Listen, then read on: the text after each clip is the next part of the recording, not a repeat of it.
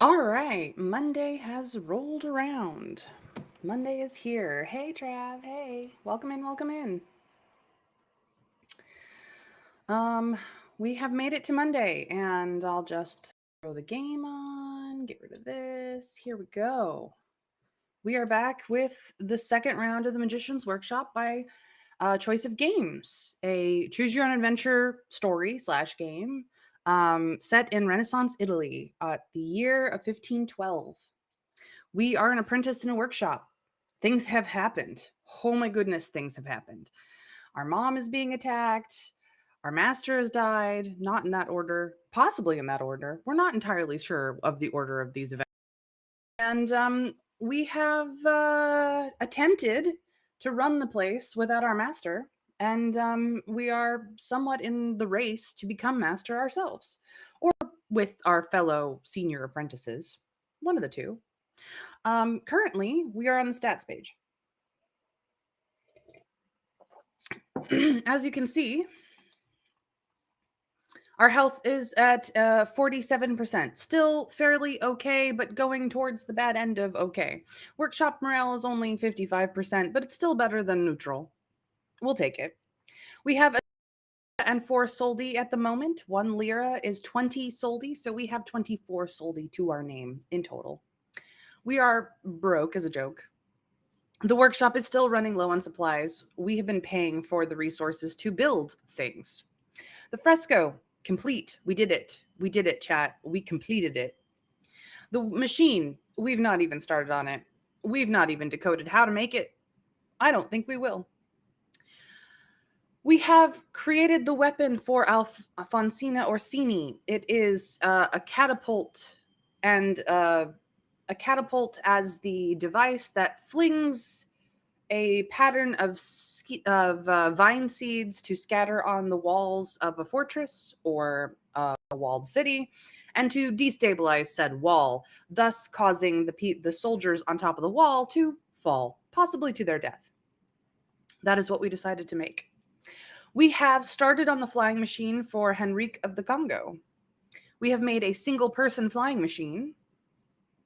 We shall, and we have paid for it out of our own money. We have not started the magic purse for Lucrezia de Medici at all. We shall see how that goes. As for our magic skills, alchemy is our lowest. It is almost neutral. We somewhat dabble in it. Animation is our second lowest, and it is almost a solid 60%, but not quite. And soothsaying is our highest. Our mother was a soothsayer. We are a soothsayer. It just is in the blood. And it's almost we have solid soothsaying, but not fantastic soothsaying. We're not too bad at it though. We have a tiny bit of reasoning. We could stand for more, but we've not managed to make more. Our artistry and dexterity is pretty neutral. We dabble. Our confidence, not so great. It has been worse. Not so great though. We're not a very confident person, but we're working on it.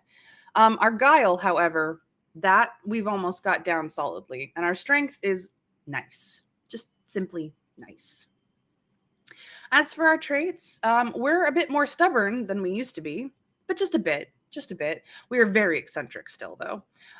We're slightly cautious, not very cautious, but very slightly cautious. But we have lots of goodwill in us. We are the goodwill in the world that we wish. We are also very solidly into humanism. We believe in the people, and we're also slightly democratic. We've been more democratic, but we're still slightly democratic. Order has become a little bit more important recently, but weebles wobble, but they don't fall down. As for our relationships with other people, it's mostly in the positives. We have been far more positively minded towards people this run than we were our previous run. Piero is starting to realize that we don't necessarily like him. We don't necessarily dislike him, but we're not siding with him at all. Fiametta, on the other hand, is finally starting to realize that we like her, like a lot. Andrea also is starting to understand that, we like them quite a bit. Not in a, relationship wise like Fiametta. Fiametta is our thing. But Andrea, androgynous model Andrea, is a friend.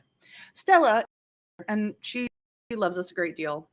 She's loved us more, but she loves us a great deal. Giovanni de Medici is slightly fond, as is Niccolo Machiavelli. Neither of these two get along with each other, but they both sort of are fond of us. Dangerous Clement likes us a pretty solid amount. Hopefully, it is enough that she will not be super mad when it takes a little bit longer to make her vault than she intended. The Monticello is neutral. Our bestie from forever is also neutral. We've just not had enough time to truly get along.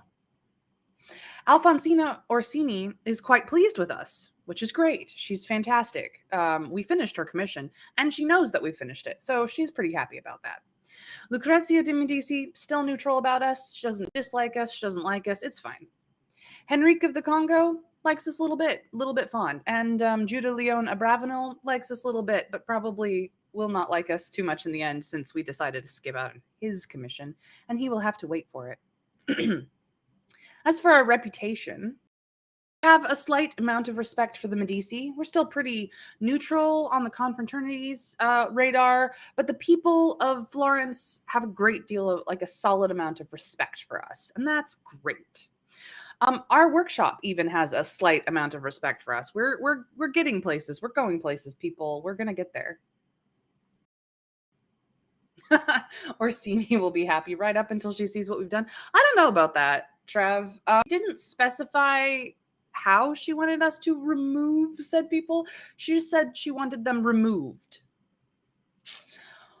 Whether or not the walls are usable afterwards was not in the instructions. She should have been more careful with her words. As per last week, we've only managed to get 4 out of the 18 possible achievements. We've actually managed to get one of them twice. We have finished the fresco early. We have also gotten a good start on the fresco.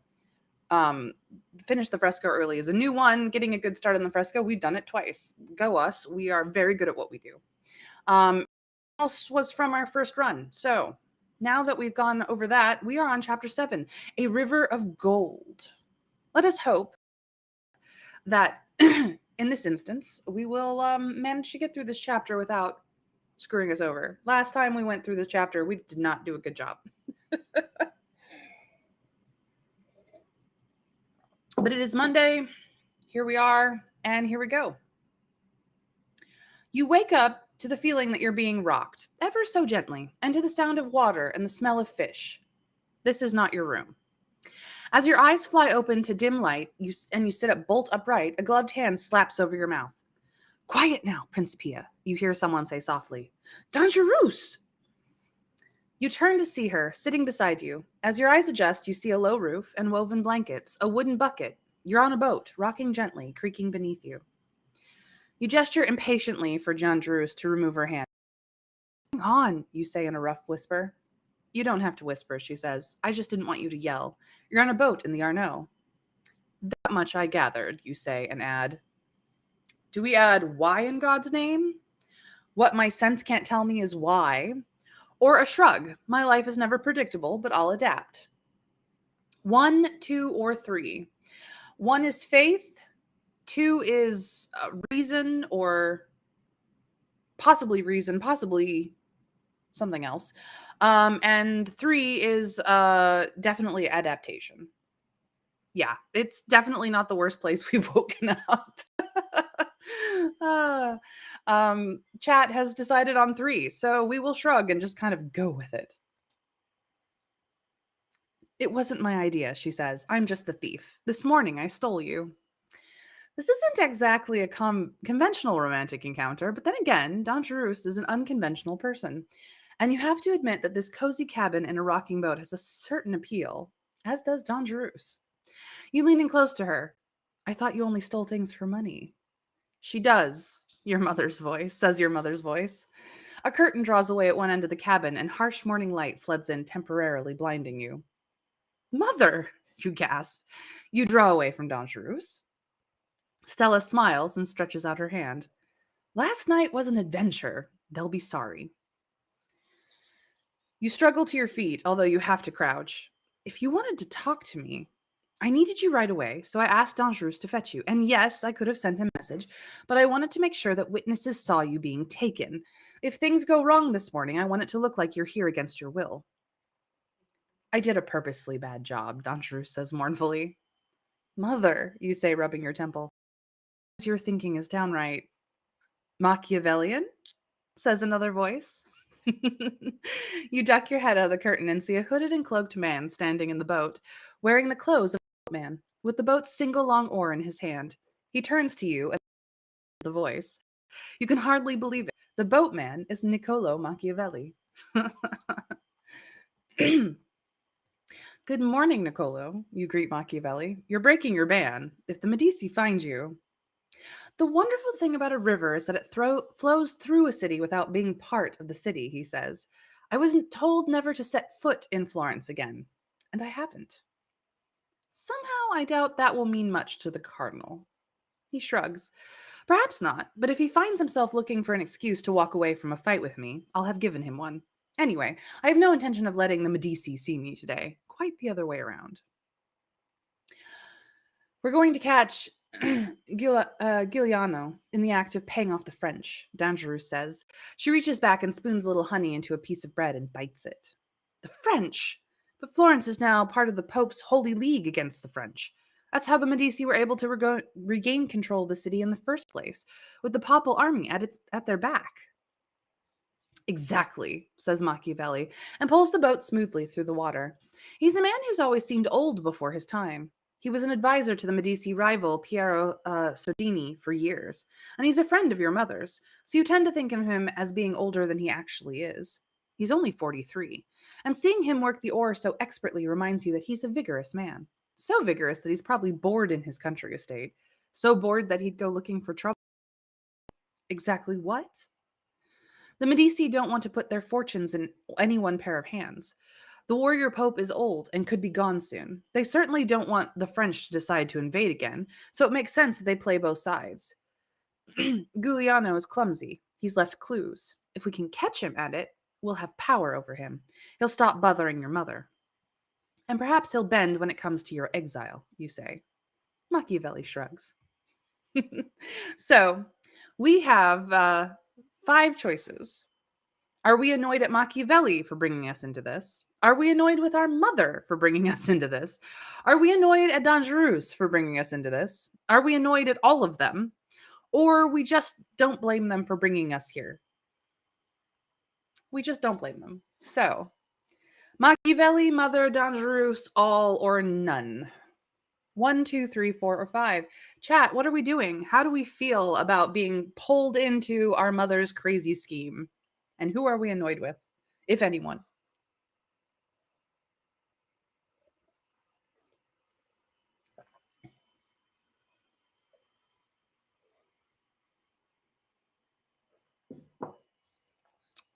Please, chat, please tell me. Tell me true. Who are we annoyed with today, if anyone?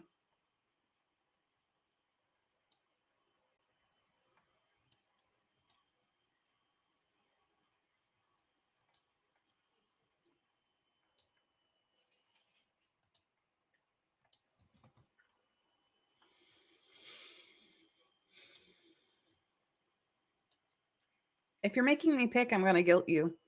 I am. I'm going to do it. Come on, chat.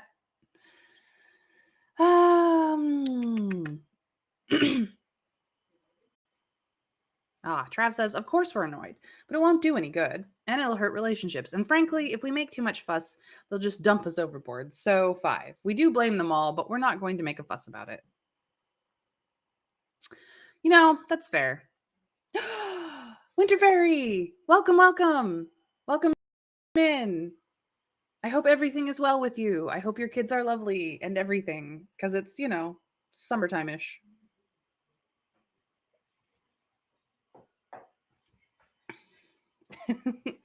Who should we be annoyed with for being stolen and onto a boat in the Arno? Machiavelli, our mother, Dangerous, all of them or none? Travo's already started with none. I know how much you appreciate Trav's choices, so I figured I'd give you the option of knowing you tried.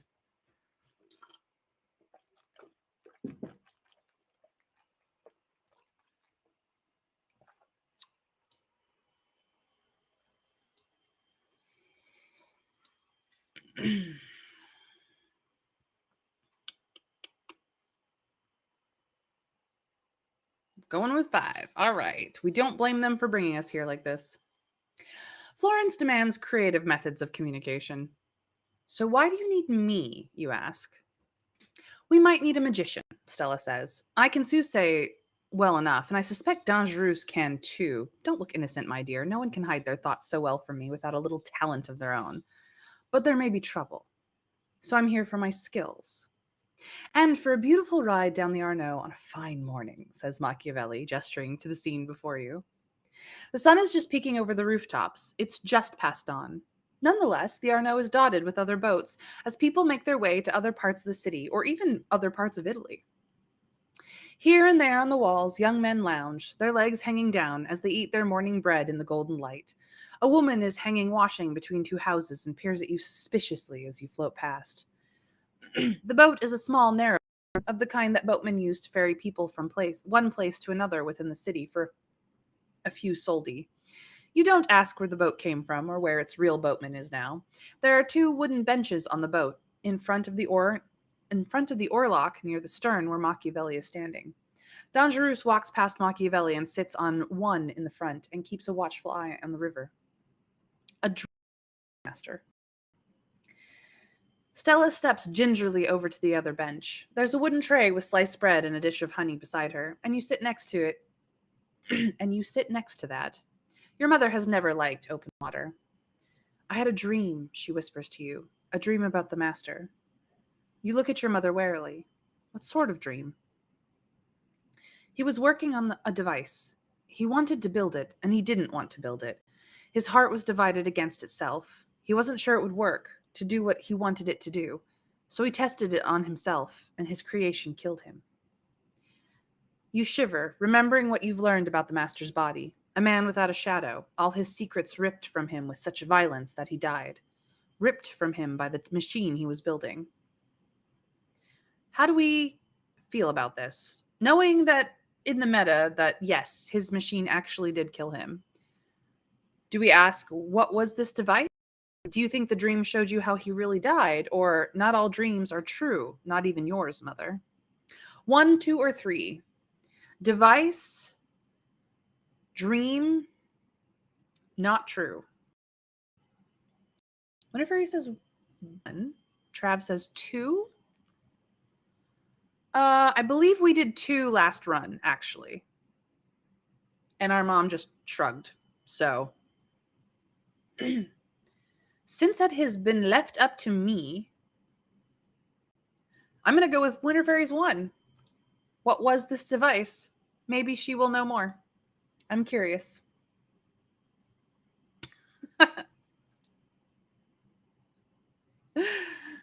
I couldn't see it, Stella says, clearly frustrated. That's how dreams are sometimes. I knew the thing existed, and I knew it killed him, but what it looked like or what it was for, who can say?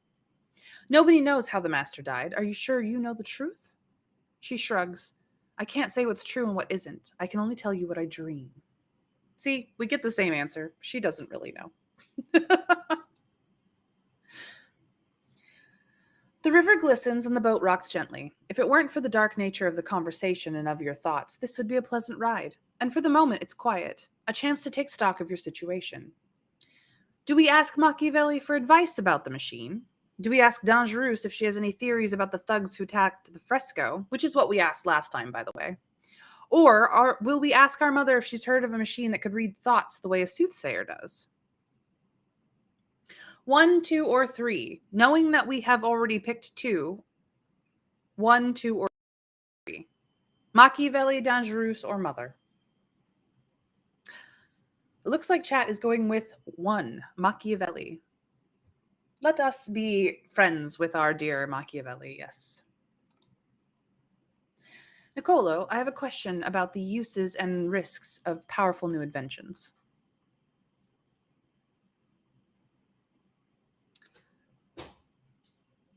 You take advice from someone whose army was overwhelmed just a few months ago, he asks in a voice that is a little bitter but mostly light. Overwhelmed not from any strategic failing on your part. One city cannot stand against the Holy League, and your standing army was so new. You hadn't had time. He waves you off. You need not make excuses for me, Principia. Taking responsibility means sometimes taking the blame. No doubt, if you become the next master of your workshop. You'll have opportunities to try new ideas, and you'll have to live with the consequences, intended or not. It was nearly 10 years ago when Leonardo and I tried to divert the Arno to cut off the water supply to Pisa, and we ended up flooding Florence's farmland instead. Thoughtfully. So perhaps it is better not to try big, dangerous things. Ha! If that's what you learned from me, I've been a poor teacher. Machiavelli stops rowing long enough to wag a finger at you. You must always be ready and always on the offensive, Principia. Remember that. If you don't try big, dangerous things, someone else will. So you one way or the other. Don't let them back you into a defensive position.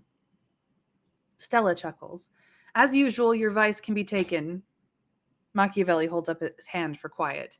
The oar is still. The boat floats silently. And there on the shore, behind a building and hidden from view from every angle except the river, is Giuliano de Medici talking to three men. One of the men is clearly a soothsayer, because you can't glean any of their thoughts. A glance at Stella's frown tells you she can't either. We'll have to get a little closer, she says. Can you move the boat closer? Machiavelli asks you. You nod, but before you can attempt an animation spell, one of the men yells and points to your boat. You've been spotted. Whether they have a soothsayer who caught a hint of your thoughts or whether they just happened to catch a glimpse of you and found you suspicious, it doesn't really matter. They clearly have animators, because a rope tying a boat to the dock unwinds of its own volition and starts to move towards you, just as two of the men leap onto it. They're only a few boat lengths away. We'll get them now, Stella growls, leaning forward. I almost have a name. A moment longer. We don't have a moment, Dangerous says. Principia, get us out of here. If you don't manage this getaway well and save your companions, you could end up in the Arno. But you have to do something. All end up in the clutches of two men who don't seem likely to be friendly. You need to get the boat back past the Ponte Vecchio into the busier section of the river, into the crowd of boats that will be there at this hour. You could simply take the oar from Machiavelli, counting on your strength for speed, your dexterity for control, and reasoning to outwit your pursuers. Of which I may remind you, we only have strength. Their boat is already animated, and trying to put your own spell on it could be unpredictable, but you could animate your boat with just the right mix of confidence and caution to set the speed and direction. Of which we don't really have the confidence or the caution. A fisherman is standing in a little coracle halfway between the banks, an obstacle, or perhaps an opportunity. Another thought occurs to you as you look down at the tray of bread and honey. You could use your alchemical skills to change the water into something stickier, but you'd have to be bold and deceptive to do it before any enemy magicians become aware of your plan and adapt. Of which we have the deceptive and not necessarily the bold. um let's see here. Trav, if I could bother you for some quick mathematics. Here are our stats. We have alchemy, animation, and soothsaying, although we only really need alchemy or animation. We have reasoning, dexterity, confidence, guile, strength. Artistry will not be used for any of this. And then we have caution, adaptability, boldness.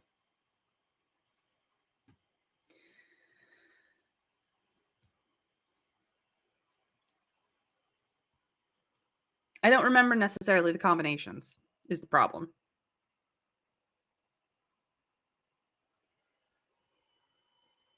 I just remember that those were all used. I believe the first choice is strength, reasoning, and dexterity. The second choice is animation, confidence, and boldness. Third choice is alchemy, guile, and caution. I could have gotten the caution and the boldness switched. So, yeah.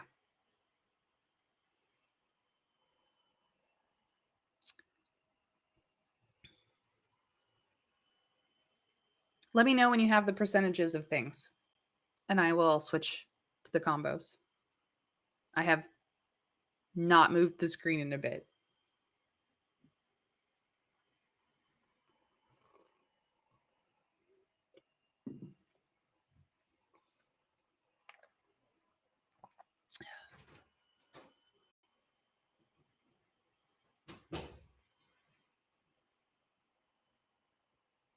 But yes, just because we have one very strong stat does not mean that we have enough percentage to clear this particular thing.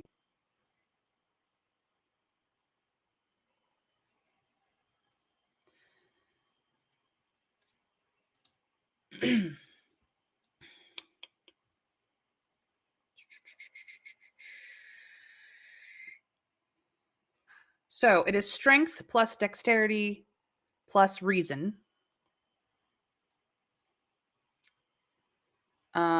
Animation plus confidence plus caution. And alchemy plus bold plus deceptive.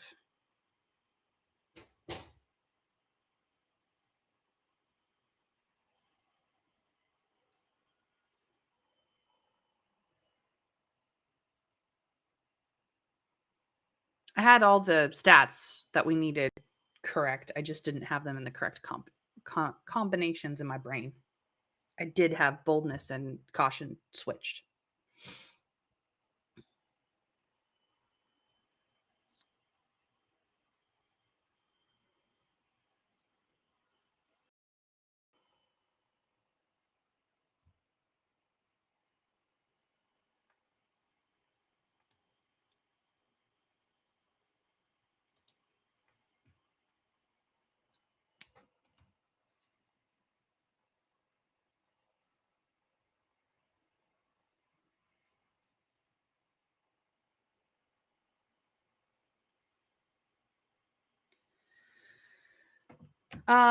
Caution 55%, bold is 45%.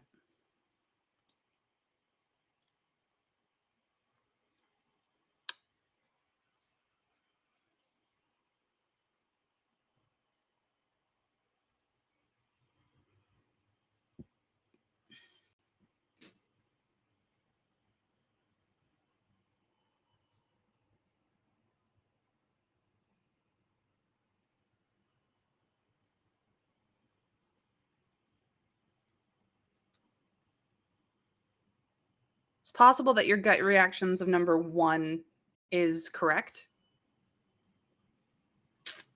But just because strength is our highest stat does not mean that it is the highest percentage total between 3. So,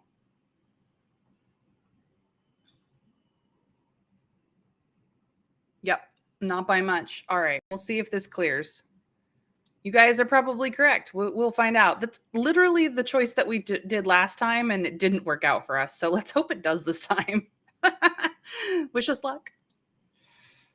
Nicolo, may I? You ask, but you're already reaching out your hand, and there's no time for politeness. Machiavelli steps nimbly aside, saying, "By all means, take action." You don't have a lot of experience with boats, but perhaps you can make it go where you want with a strong arm, fine control. As you pick up speed, the boat moves easily through the water and you widen the gap. Dangerous cheers. You glance at the fisherman in the coracle. If you can maneuver the boat to scrape just besides it, your pursuers will be forced to go around. Yes, excellent idea, murmurs Stella, reading your mind. You judge the distance perfectly to avoid his line. As you try to maneuver past, you get tangled in the fishing line. He starts screaming curses at you, and the other occupants of your boat join as they dodge stretches of line and the boat rocks ominously. You hear your mother praying under her breath. As you pick up speed, the boat moves easily through the water and you widen the gap. Dangerous cheers. The fisherman is now between you and your enemies. For a moment, you think they're going to ram the fisherman, and by the look on his face, he seems to think so too. But at the last moment, they seem to decide that would slow them down even more. They halt the boat and turn it to one side. Meanwhile, you're several boat lengths away and they can't catch up. You glide into a dock in the busier section of the Arno near the Ponte Vecchio, and all four of you scramble gratefully and hastily onto dry land. Well, we've learned that Giuliano definitely has some secrets he doesn't cover, Machiavelli says. It could have been better. It could have actually been worse. We just didn't have the dexterity to maneuver around the fishermen quite as well as we could have, but we did manage to pass that far, far better than we did before, and we barely made it by the skin of our teeth last time. So that worked out pretty actually okay. We did not get caught. We didn't get caught last time, but we only barely made it last time. This one went much better. But nothing you can prove, you say. You can't help thinking that a machine that culls secrets could be very useful for your mother, and for other people who don't have the networks of minions that more powerful people have. But could a weapon like that ever be used safely and honorably for the greater good? We better keep moving, Dangerous says. They'll be looking for us. I don't think that they were close enough to get a good look at our faces, so we should be safe enough if we don't linger here, your mother says. As long as we split up, Dangerous adds. I don't need the Medici seeing me in the company of an exiled man. They hate me enough as it is. Besides, it'll be less dangerous for the rest of you if you're not found with me. Danger's a small price to pay for your company. Do we flirt? I like your kind of danger. Do we flirt? Give her a friendly wave goodbye, or give her a curt nod and go. 1, 2, 3, or 4, knowing that 1 is the one we used last time. Are we flirting with Dangerous again? She likes us quite a bit better than she did last time. Or are we just friends? Or are we just nothing? 1, 2, 3, or 4, chat.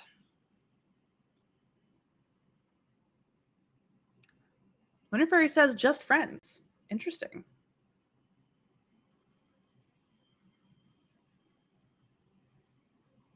Trav says 2. Flirt, but not too much.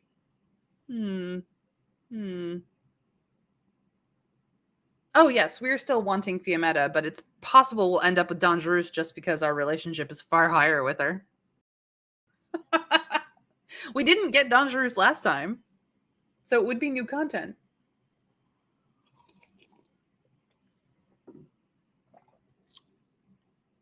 What do you think, Winterfairy? Are you flipping? You were all happy to flirt with her last run. We should have sided with Fiammetta all the way from the very beginning, but we didn't. We kind of wavered in the beginning. And now we're trying to gain ground, and we don't have a lot of opportunities to do so. So we may as well flirt with Dangerous and see if that's the one we end up with. I like your kind of danger, I say, flirting with Dangerous. But you've only had a small taste of it, she says, so far. With that, she runs off. You take your leave of the others and walk alone back towards the workshop. You return to the workshop to find Team Mandrake setting up for another day's work. You calculate the remaining hours between now and the Michaelmas meeting of the confraternity and realize you only have 3 work sessions left. Each commission takes 2 sessions to complete, and you suspect the machine would take well, although you might not succeed in building it even so. If you don't take this time to decode the remaining pages in the master's notebook, you won't be able to build the machine. If you miss a section to work on the machine, the apprentices will wonder about your dedication. You could start working on the purse. You finished the weapon. You could finish making the flying machine.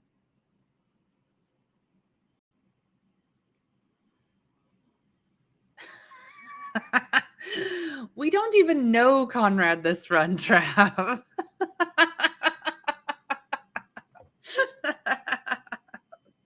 You're so funny. Everyone wants to work on finish the flying machine. So we're going to finish the flying machine. Let's go. I know, poor man. He's stuck in Germany this time around.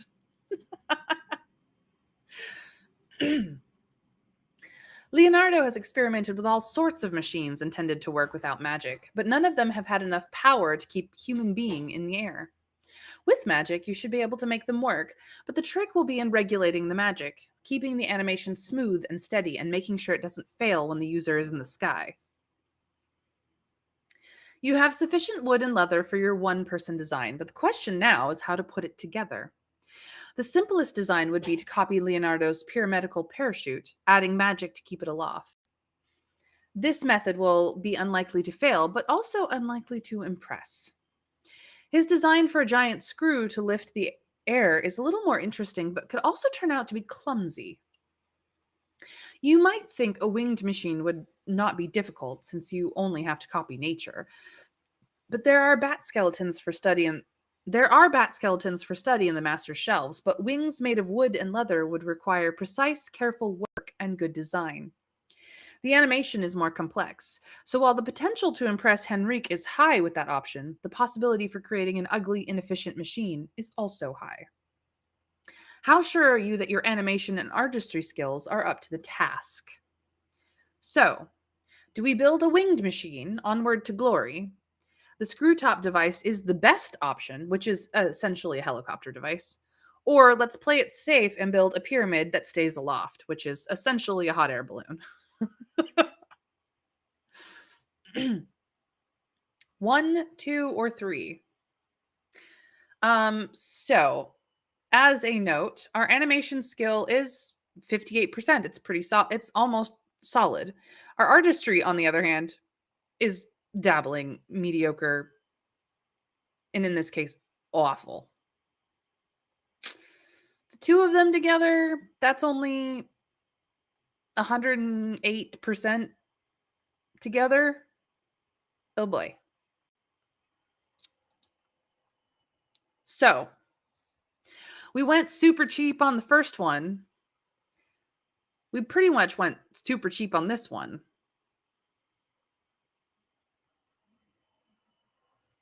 Winter Fairy says 2. The screw top device is the best option.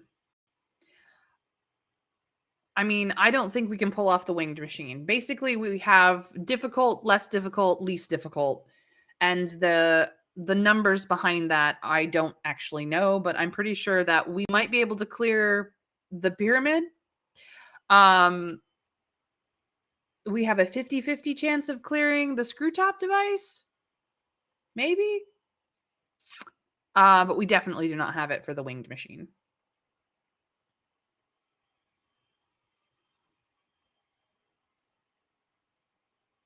It'll be clumsy, but being able to go up and down higher than a tower is not actually that terrible in the technology of this era. Like,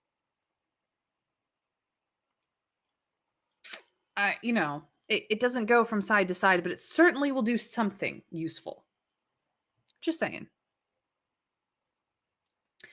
So it looks like 2 has the vote.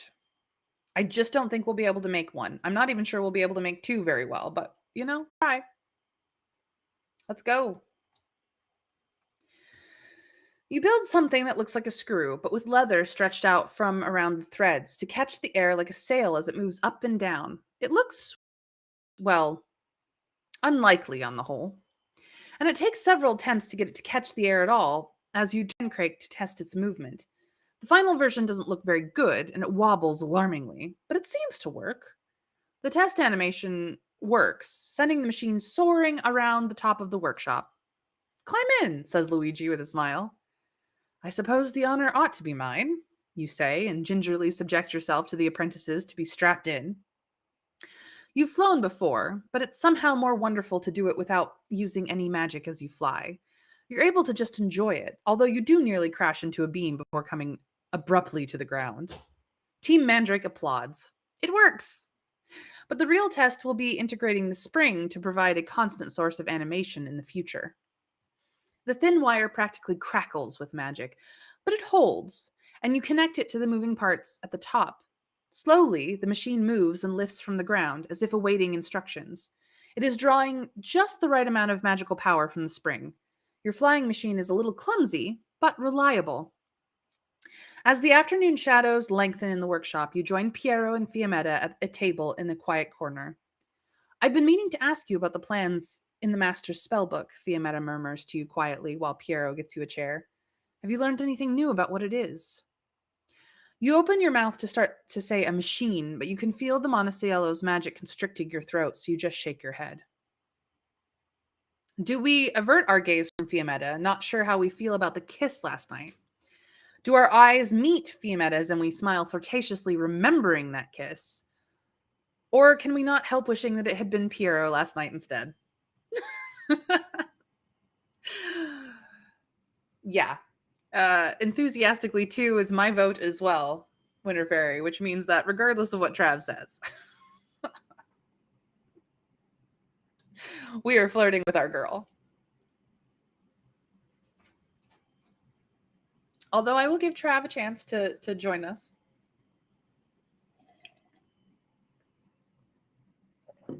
Yeah, no kidding. She knows. Piero doesn't, or at least as far as we know, he doesn't. We haven't told him. Um, but yes, welcome in, welcome in. Fiametta smiles back at you, blushing. No one seems to notice, and you both try to recover your composure. We were just talking about the future of this place, Fiametta says. In a few days, this place will have a new master and a new direction. Before we can do anything, we have to survive, Piero says. The master left us with a firm foundation, and we can build on that. In fact, we can strengthen the foundations of the whole city, quite literally, now that the Medici are here to spend. We can build water projects so there is clean water to drink and repair the damage done by the wars of the last few decades. And I want to create a library here in the workshop to collect and preserve ancient texts of magic and philosophy. So it's all about preserving and repairing for you, Fiametta says, her arms folded. Nothing new, nothing the master would not have done. On the contrary, Piero retorts. I've been thinking about reforming the way apprenticeships work here. I want to give every apprentice a stake in the profits of the workshop. We can all be owners. Fiametta considers. Not a bad idea. I've been thinking about the apprentices too. We take so many third sons of merchant families, and there's nothing wrong with that, but I want to extend our reach into the villages and find the young people who don't have parents who can send them here. Become a place of refuge for them too. You have a heart after all, Piero says, teasing her. She sticks her tongue out her tongue. It's not charity. I want the best ideas to come from our workshop. If the Medici want to spend, our era could be one of new projects. Florence will be famous throughout the world. In fact, I want to make sure that we always have a team working on a project that no one has commissioned, that might not bring in any money, just to make sure we have space for wild ideas and new notions. Piero frowns. A fine idea in theory, but you've seen how stretched we are, how difficult it is to keep up with the work our patrons have commissioned. What's your vision for the future of the workshop, Principia? Fiametta and Piero are looking at you, but they aren't the only ones. Several of the apprentices have gathered near and are listening. Both Piero and Fiametta's ideas have merit, but you need not commit to any specific plans at the moment. You do need to show the workshop, though, that you have a coherent vision, a philosophy that makes sense. Do we envision a workshop founded on tradition that serves the public order and faith, which I believe is an order and faith choice? Do we want a workshop that serves the common people and isn't afraid to make bold choices, which I believe is a uh, democracy and bold choice? Or do we want a workshop that should change with the times and be an example of the latest ideas in action, which I believe is an eccentricity choice and the choice we did last time and it didn't work out. But we do have the eccentricity for it this time.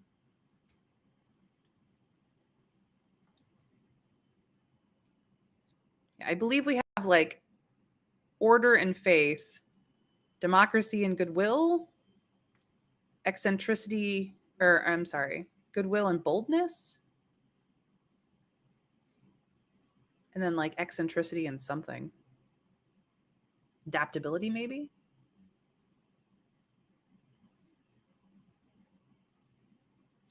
I wish that was a choice, Trav. I really do. I wish we could take over the confraternity and do all the things, but unfortunately, that is not one of our choices. So, tradition, common people, or change? One, two, or three? Tradition, common people, or change?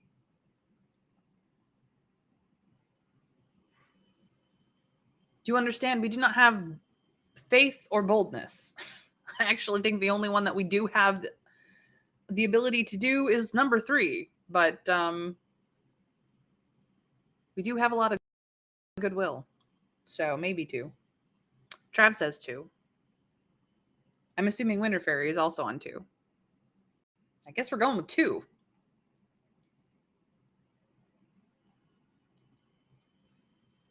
I will let you two discuss it. You tell me, 1, 2, or 3. What are we doing?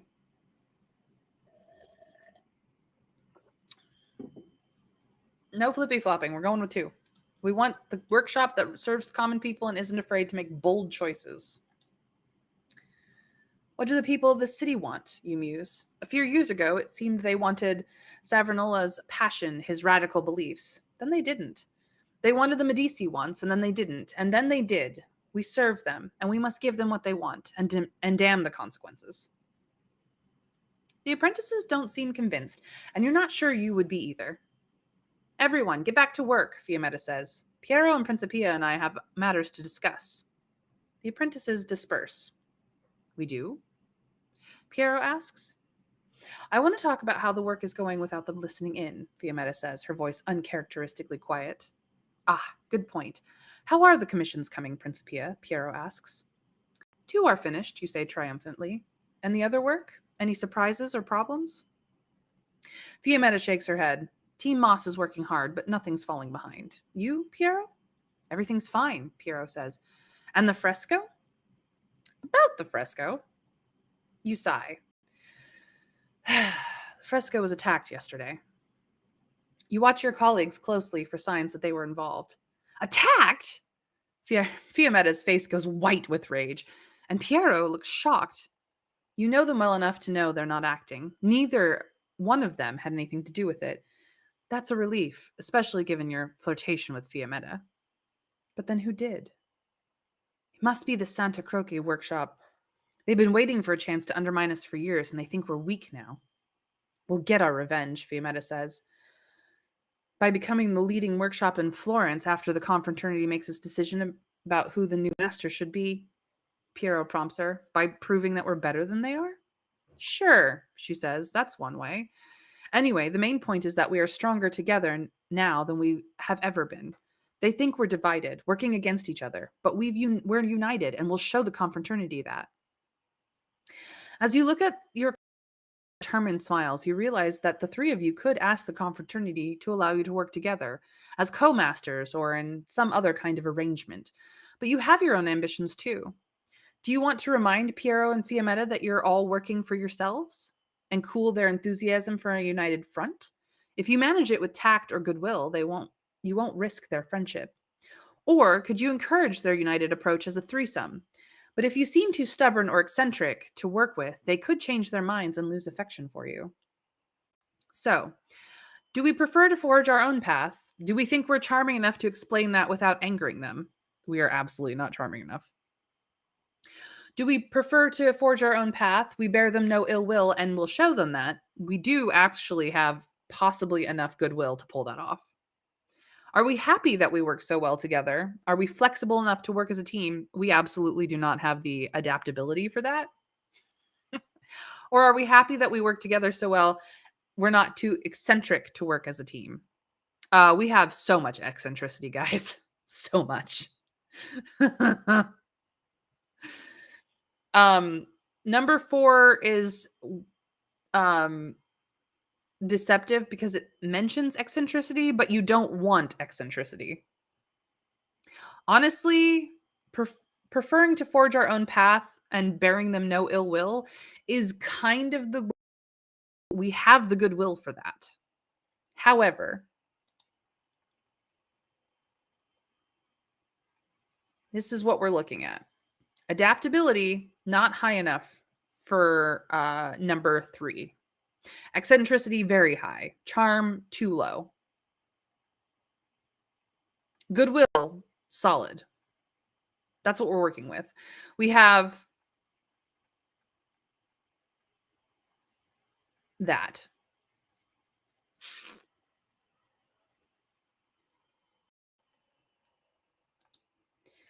So what we have is charm, goodwill, adaptability, eccentricity not too high. We could attempt 3. We probably would actually pull off number 2. We only need Fiammetta. to work with us, honestly. Winter Fairy. We only need Fiametta. But it's up to chat. 1, 2, 3, or 4. Charm, goodwill, flexible, or happy.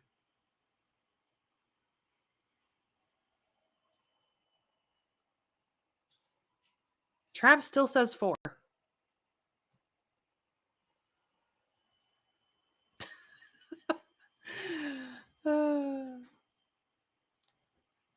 Come on, chat. Figure it out. I'm not going to make this decision. You guys have to figure it out. Talk to each other. Come on.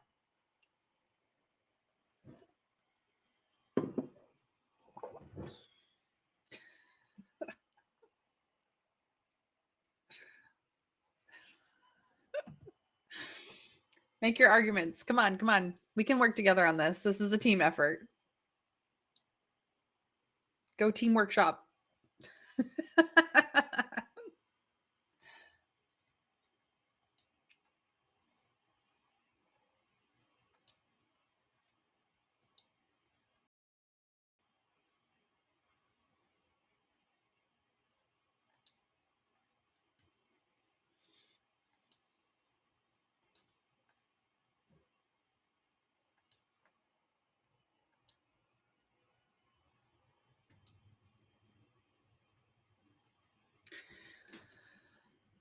I actually think that 4 just means that they don't want your eccentricity to be too high. And I think our eccentricity might be too high, but we can try it. So I guess we're going with 4. We're happy that we work so well. We're not too eccentric.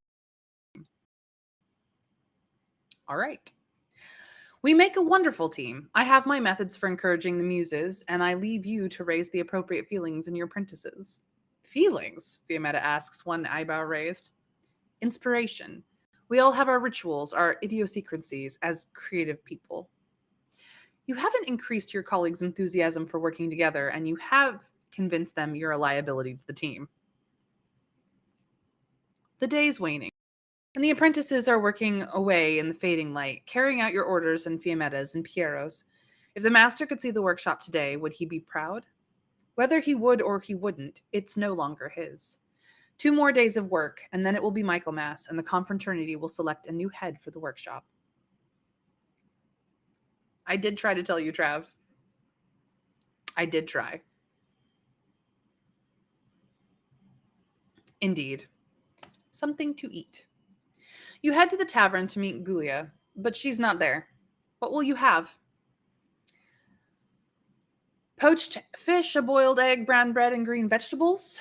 Cheese, salami, and white bread for, or fried cheese bread and a slice of melon, or nothing. Will we sacrifice our health? It is true, Trav. You are not always right, but you are quite often competent. Winter Fairy, just as a note, our health is below 50%. We do have the money to pay for this. It's fine. We should even have the money to pay for our next project as well.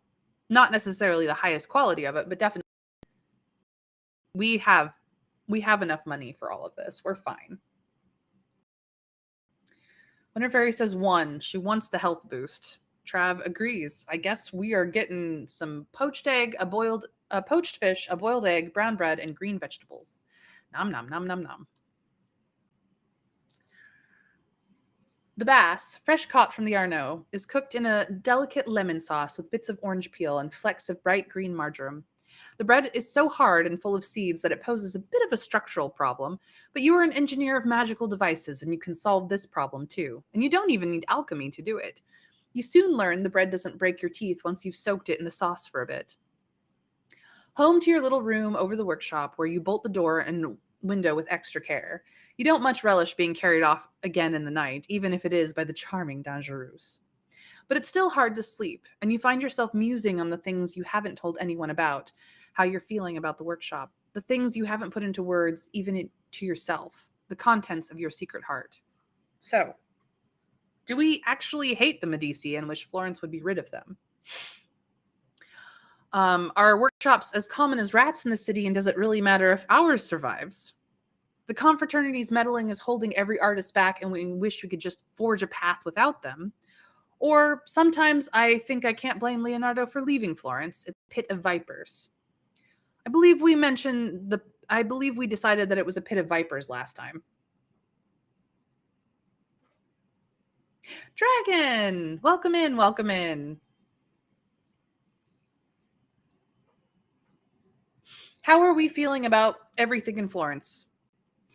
Winter Fairy says 3, that the confraternity's meddling is holding us back. What does everyone else think? Dragon says 2, that workshops are cause common. Trav says 3 as well. Yeah, we are really good at soothsaying, so worst comes to worst, we can always go work elsewhere. That's absolutely true, Trav. We could establish ourselves on our own if we must. The majority says 3, so that's where I'm going. All across Europe, guilds and societies have jealously grabbed the rights to control who can work and how, and for what wages and for whom. Sometimes they even control who marries and who prospers. There's a certain amount of protection and help that they provide, certainly, but at the cost of freedom. You can never voice any of this for fear of repercussion, and it tells you all you need to know about how the confraternity wields its power. As you ponder your secret hopes and fears, you notice that the shadow cast on your wall by the window shutter, outlined in moonlight, is changing its shape. It looks, for just a moment, like a broad-brimmed hat. Someone nearby chuckles, low and soft. You sit up, but the shadow has shifted again, and there is nothing to be seen. Still, you're wide awake, shivering under your blanket, though autumn is not yet here. A rap comes at your door, the same pattern that you and Gulia has used since you were younger. Your secret code. You hear Gulia whisper your name at the door. Principia, I need a drink. Are you up? I am now, you say, but the truth is, you're glad for a chance to go out into a place with light and people. End of chapter 7. Dawn over chapter 8. Let's see how our stats are doing. Our health is slightly better. I mean, it's not quite the best we've ever had it, but it's better. The workshop morale is decent. We have a lira and a soldi to our name at the moment, which is technically 21 soldi. The workshop is still running low on supply. Go is complete. The machine progress is not done. We have finished a weapon and a flying machine, but we have yet to work on the purse. None of these stats have changed in a hot minute, so they're pretty the same. Alchemies are worse, animations in the middle, soothsaying is our best. The skills haven't really changed either in a while. Reasoning is dabbling, artistry and dexterity, slightly less dabbling, confidence, barely dabbling. Guile, high is almost solid, and strength is nice. Just nice. We are slightly adaptable, very eccentric, a bit cautious, very good-willed, very humanism, very into humanism, and democracy's okay. As for our relationships, both Piero and Fiammetta are now disappointed in us. Oopsie daisies. And Andrea hasn't changed. They are still slightly fond, and Mom still solidly loves us, though loves us less today than before because we just didn't quite get her where she needed to go. Giovanni de Medici is still a bit fond, as is Niccolo Machiavelli. Dangerous solidly likes us still. The Monticello is neutral, as is our bestie, but we're about to do something about that. Alfonsina Orsini seems to like us the best out of everyone right now. Lucrezia is neutral, but Henrique of the Congo and Judah Leon Abravanel are both a bit fond. Our respect in the workshop has gone back to neutral. Oopsie daisies. The respect to the is still just slight, but the people respect us very solidly. So that's where we are at the end of chapter 7. Let's go. Let's go out. We're gonna spend a very sleepless night, so let's go. Gulia looks tired and worried as you pause the stairs. I can't sleep, she says. Thanks for coming out with me, Principia. It'll be a distraction if nothing else. You put a hand on her shoulder. How do we express our friendship? Do we say, I couldn't sleep either? These are not times for sleeping. Sleep is for the boring. Let's see what wonders Florence has to show us tonight. You seem to have a great deal on your mind. 1, 2, or 3. No sleep, boring, or mind. Is it no sleep till Brooklyn? What are we doing here, chat? What are we doing?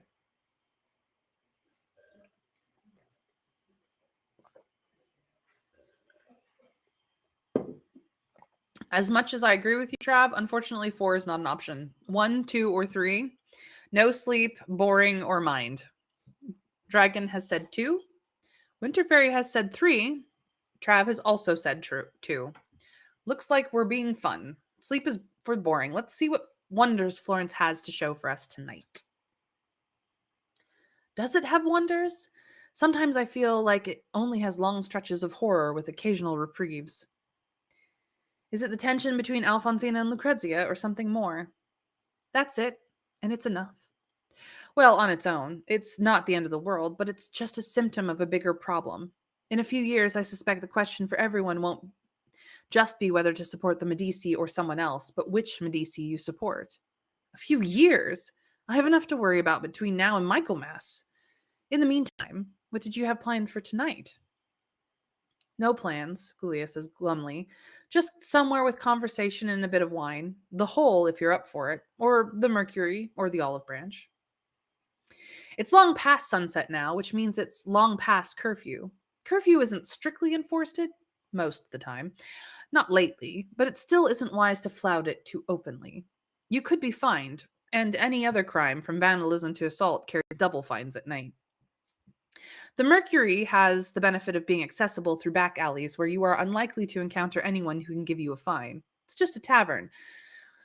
Though the current owner demands that the patrons play cards, and there's a minimum of 6 soldi just to play. Of course, that also means that you could make a little money there. The Olive Branch means walking through major public streets for several minutes, putting you at risk of any overzealous patrols. But once you're there, it's a safe place with excellent food and a license to sell the best wine. It also attracts philosophers and writers of Florence.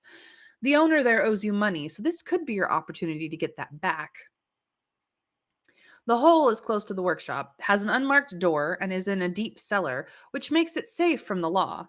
It also makes it a den of criminals and ruffians, not all of whom are likely to care that Dangerous Clement is your friend. Sometimes you've been able to make a quick coin there, and doing a quick bit of interesting or unusual magic or repair for those who can't do such business above ground. I will recall that we went to the Hole last time. It didn't go very well. I believe we actually have the skills to pull off what the Hole requires this time. But we also have the guile to get to the Olive Branch, which might be a better place to be.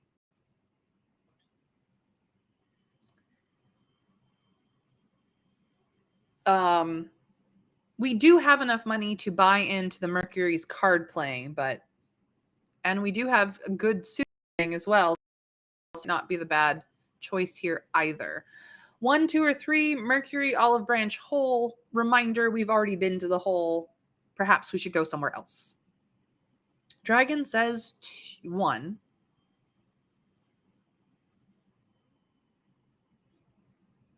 I think. Yes.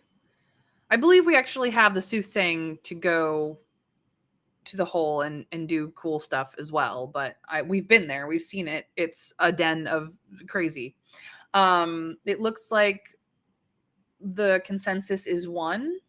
So we're going to the Mercury. We're going to go play some cards.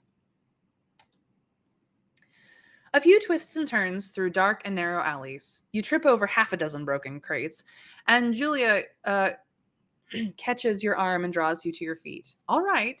You nod. No harm done. That's clearly our fail of our dexterity skill. You keep walking through the dark maze until you come to the sign of the Mercury, a metal pole with 2 snakes you'd swear were alive, perpetually squirming around it.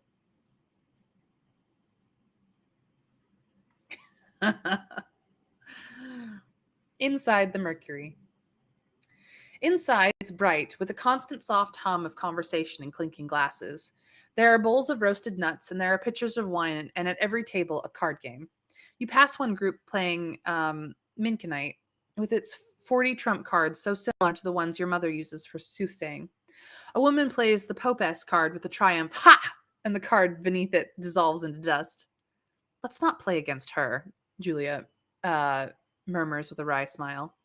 Principia, Julia, you hear someone call. At a table in a corner, your old acquaintance, Lazaro. He's a magician who left for Milan a few years ago. You're back in Florence, Lazaro, you ask, after you all embrace. Just to visit. My father's here. No chatter, says a mountain of a man behind the wine counter. You all cringe. The rules in the Mercury are simple. Everyone plays. Do you fancy a game of Primero? Lazaro asks. He picks up the deck of cards from the table. Primero is a popular game among both rich and poor. Current rules in Florence use part of a deck of cards in each of the 4 suits. The game uses a total of 9 cards, ace through 6, plus the knave, queen, and king. Every player gets 4 cards and can bet after the first 2 are dealt, and then again after the third. You win by getting the best combination of the table. So it's basically poker.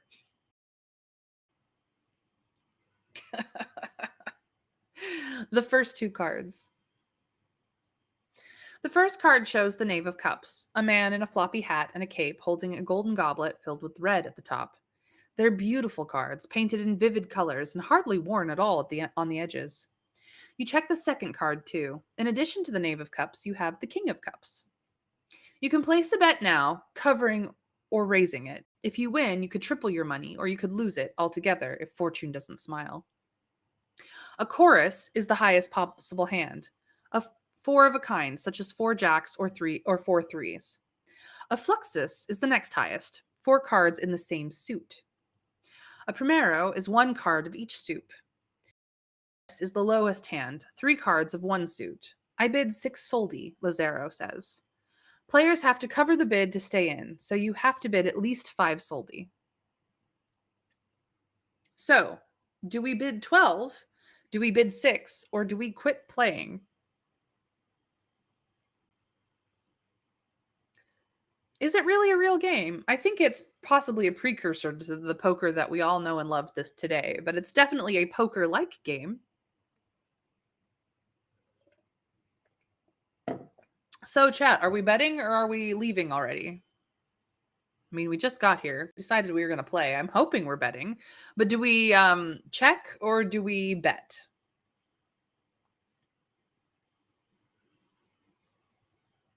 How much do we bet, Dragon? 1, 2, or 3? 12, 6, or quit? Whenever he says quit. Do we want to leave so soon, Winterfairy? We just got here. Dragon says 6. That we will check, essentially.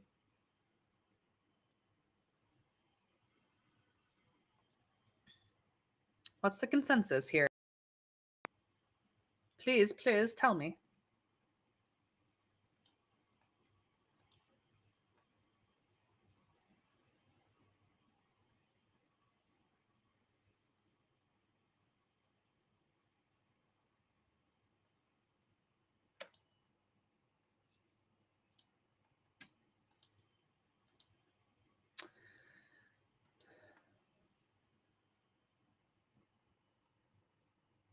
That's fair, Trav. That's fair. If it got bumped up past 12, we wouldn't be able to check. So we will bid 6 soldi and hope that we win.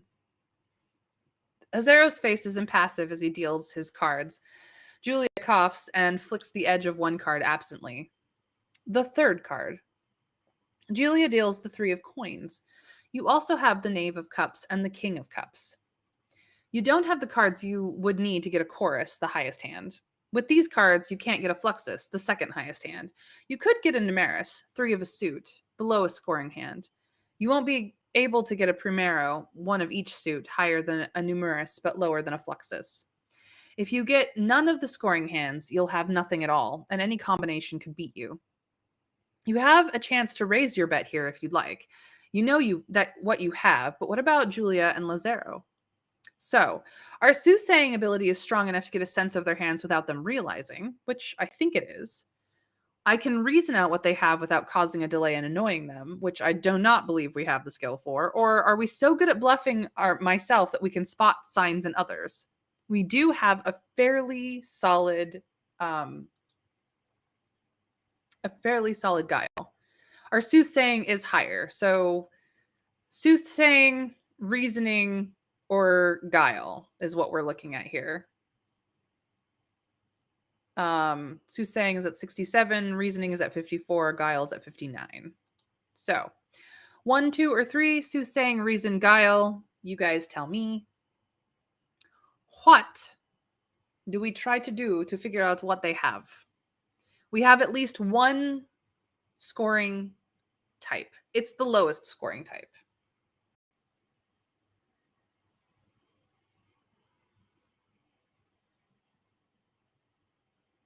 Trav makes a good point. If either of them have high enough soothsaying, they could block our soothsaying ability. We do know that Julia tends to works a type of soothsaying that might be able to block us if she is more powerful than us. Lazaro may or may not. He is a fellow magician. He could be an animator or an alchemist instead. So the current starting choice is 3, but chat 1, 2, or 3, soothsaying, reason, guile. Winter Fairy says 2, even though our reason is the lowest of the 3 stats.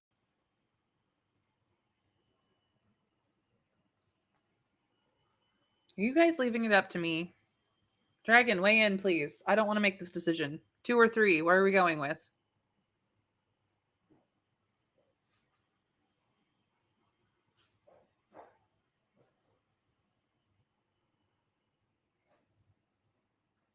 Dragon also says 2. We're going to fail this, you guys. I'm overwriting you both. We're going with bluffing. I don't want to fail. I don't think you're bad at this, Winter Fairy. I just don't think you have a feel for the percentages of pass fail in this game, which is fine. Oh my goodness. It looks like some of the code broke down on this page. We get a peek behind the scenes here. Ooh boy. You've learned to train yourself out of those tiny tics around your mouth, the swallowing, the too steady stare at one spot. You look at the signs, and you're sure that Julia has a fairly bad hand developing and that Lazaro is feeling, well, who knows? Would you like to bid more, stay at the same bid, or stop playing?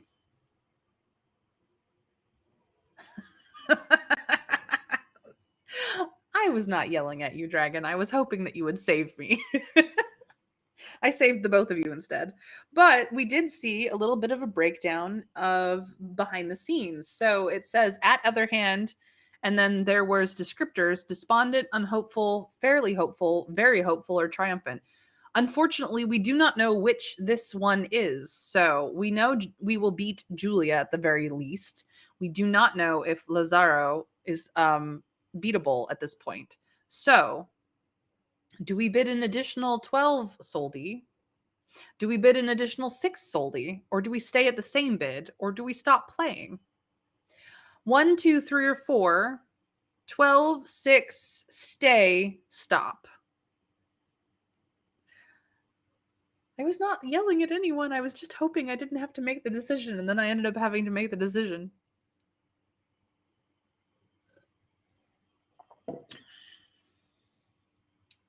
I agree, Trav. We are broke. Pushing could lose us everything. Pushing could also win us everything. It's really hard to say because we don't know what the actual description should be because the code broke.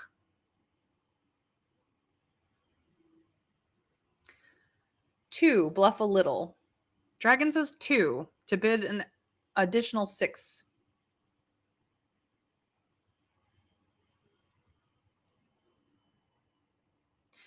So that leaves it up to Winter Fairy. Are we bidding? Are we bidding a little extra, or are we just staying and hoping that we have the highest hand?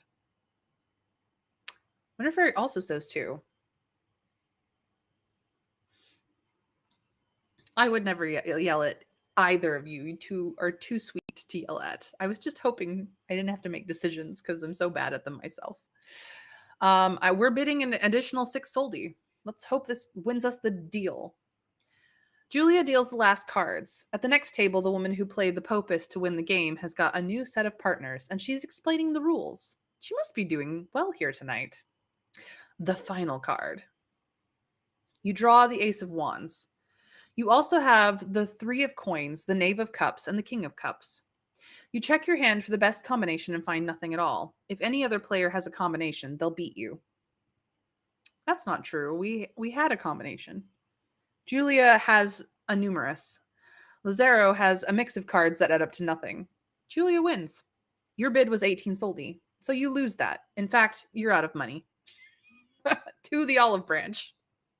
Oh, we're jumping. We are bar hopping tonight.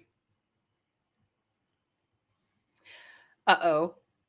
The fastest way to get to the olive branch is to walk straight across the Piazza di Santa Maria Novella. But after curfew, crossing the open, empty piazza would be to invite even the laziest public official to give you a fine. There are some smaller streets that can get you there the long way around, but to reach any of them, you have to cross the Via della Scala, which is wide enough that 3 or 4 carts can pass each other at a time. There are several interlocking and overlapping justice systems in Florence, but the Auto di Guardia are the ones who keep order in the streets, and they have policemen not only in their headquarters at the Borgello, but throughout the city. These days, with the change in regime, an overeager policeman might be out looking for an excuse to make an example of someone. Or you could encounter some bully who isn't truly a policeman at all, but would be happy to bring you in for a reward unless you pay him. So as you and Julia enter the Via della Scala, you try to keep out of the circles of light cast by the lamps over doorways, and you keep your eyes open for any movement. You've been avoiding the shadows by instinct lately for fear of seeing them on a cielo. Now you're avoiding the light, too. To live in this city is to try and inhabit some impossible liminal world between light and dark. It's an attempt that always fails, eventually, and you're not surprised at all to hear a gruff voice call out, "Halt!" Under arrest. That's true, Trav, that's true.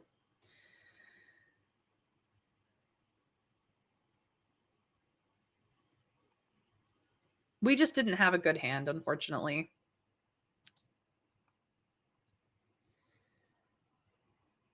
You and Julia turn to see a man in a long, dark coat step out of the shadows. It's past curfew, he says. You're a member of the Odo di Guardia? Julia says, peering. I don't recognize you. You don't need to recognize me. You need to get out of the streets. I'm a friend of... The man interrupts before you can hear which name Julia was about to drop. I don't care who your friends are. I've sworn to uphold the law. The law says you each must pay 24 soldi so you learn that the law applies to you. You have the right to know your accuser. We have the right to know our accuser's name, Julia says. Ruggero Mancini. Now hand me your coins and let me get on with my evening. The streets of Florence could have worse threats in them than 2 magicians who believe they can go anywhere they like when they like. You don't have 24 soldi. If you can't persuade him to waive the fine, you'll have to borrow from Julia, who isn't likely to be pleased about that. Arguing with the guard could endanger him instead, and he could add some other charge to increase it. If you make a very strong case, you could even persuade him to drop Julia's fine too. You are a magician, after all. Maybe you can even get away without arguing, and if you're really good, you can get Julia out here too. So, we cannot just pay the fine. We have no money. We could use soothsaying to see what he's afraid of and then make sure he's afraid of us. We could be on his side, the side of law and order, and we can show him that with a little charm for good measure. We do not have the charm. Or we could use our animation skill and dexterity to distract him so we can run. We do not have the dexterity.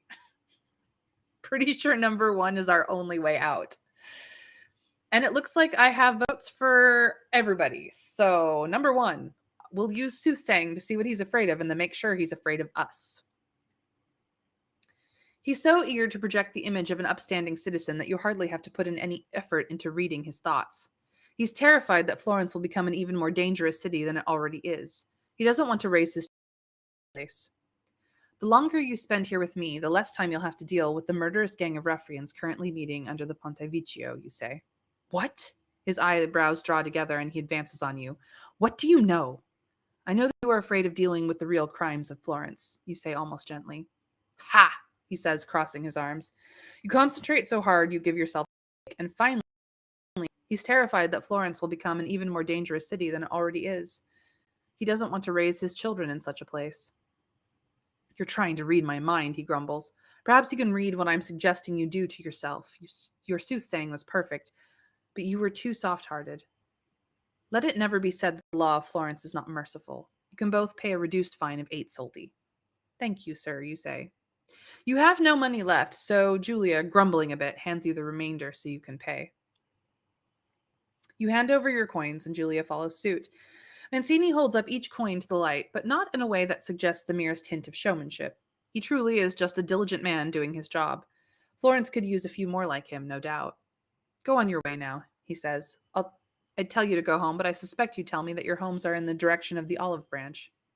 Indeed, they are, Julia says, just a touch defiantly.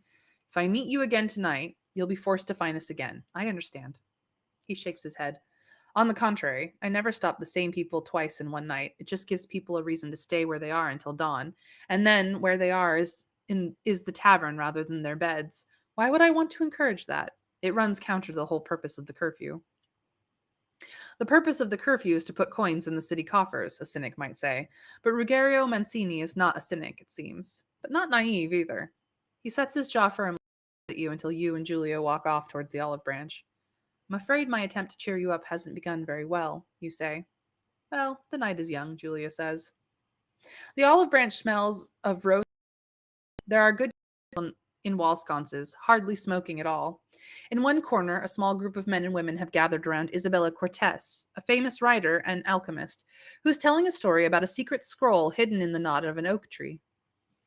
At another table, 2 red-robed bankers are deep in conversation. Quiet down, says one of the women, trying to hear Cortez speak. If we want to know what Cortez thinks about anything, we'll read her receipt book. We'll read her recipe book, says one of the bankers, says slightly drunkenly.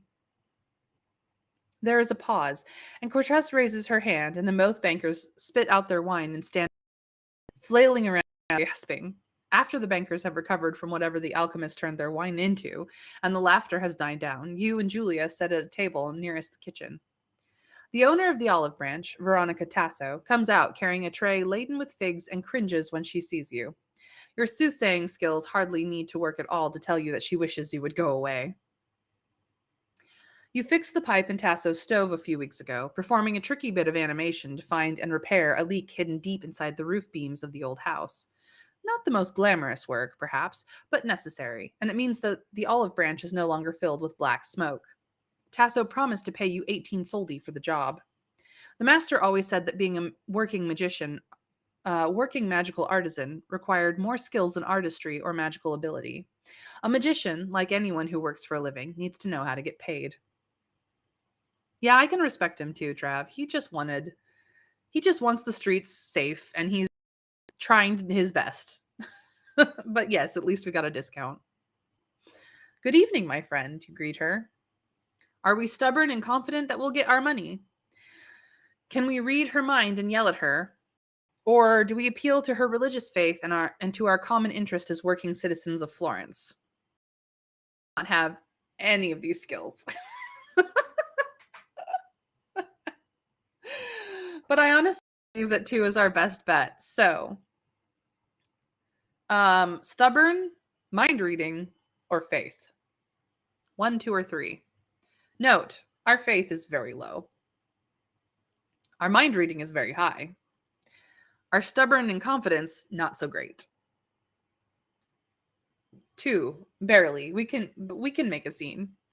I mean, I'm hoping eccentricity runs into it, but I think it's misanthropy, which is pretty dang low for such a goodwill type of person. But the 2s have it, so good luck to us. She's trying hard not to think of the coins in her apron pocket, that all she can think about is the coins in her apron pocket. You have more than 3 lira in coins in your pocket, you say. One of the coins is a bit chipped, so I'll ask you not to give me that one. She gasps and crosses herself. I'd really like you to pay me. You have to eat too. I have to eat too, and it's thanks to me that you don't have black smoke billowing from your kitchen. Madame Tasso pulls some coins from her apron pocket. Here you go. 18 soldi. She should have added interest, but this is better than nothing. She brings you a plate of bread, nuts, grapes, and cheese, and you and Julia relax at last, chatting and watching the arguments wax and wane as the night wears into morning. Julia pays for the food and drink. The two of you spend the rest of the evening talking about the Medici family's internal politics. Well, not evening so much as early morning. The night is wearing on, and you'll have to leave soon to get any sleep before the workday begins. I need you to give me some advice, Principia, says Julia finally. Between Lucrezia and Alfonsina, which one should I work for? It's clear that I can't serve two masters any longer. If you advise Julia one way or the other, you could anger Alfonsina or Lucrezia. But this is your best friend coming to you for advice. You have to say something. 1, 2, 3, or 5. 1 is why not work for both and go out on your why not leave both and go out on your own? You're amazing and I believe in you. 2 is work for Alfonsina. She won't stop until she has all the power, so get on her good side. Power is all that matters. 3 is work for Lucrezia. She uses persuasion and politics. Those are your talents, and the future lies in democracy. 4 is keep playing both sides. Now is the time for caution. Or 5 is you'll have to make up your own mind, Julia. I have no advice for you. Yeah. 3 is democratic, which I think we care about. And if we intend to make the purse, we really should advise this or it'll be disaster, is what Trav votes. So Trav votes for 3. So 1, 2, 3, or 3, 4, or 5. Neither, Alfonsina, Lucrezia, both, or figure it out yourself.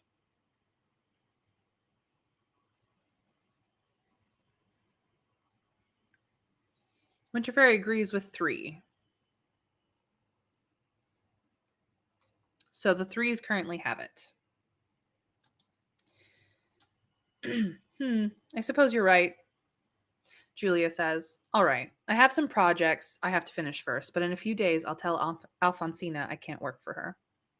You can only hope you've made the right choice. It won't be without consequences, but that can wait until tomorrow, which, by the sunlight glancing through the window, is beginning. One effect of the curfew is that places like this stay open all night. With the fresco finished, you have extra time today and can supervise 2 sessions of work on the commissions. There's no point in decoding the book any further. You won't have time to build the machine before Michaelmas. You could start on the purse for Lucrezia de Medici. You finished the weapon for Alfonsina Orsini, and you finished making the flying machine for Henrique of Congo. So, we could just take the morning off. I do not suggest this route. Or we could begin working on the purse, which I highly suggest. What shall we do with that? Winter Fairy says purse.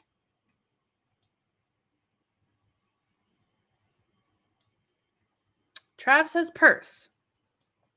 The ones currently have it, but anyone can weigh in.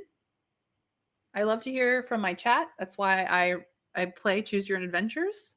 But I do love my lurkers as well. They're also pretty darn amazing. And yes, indeed, Trav, it is the smart move.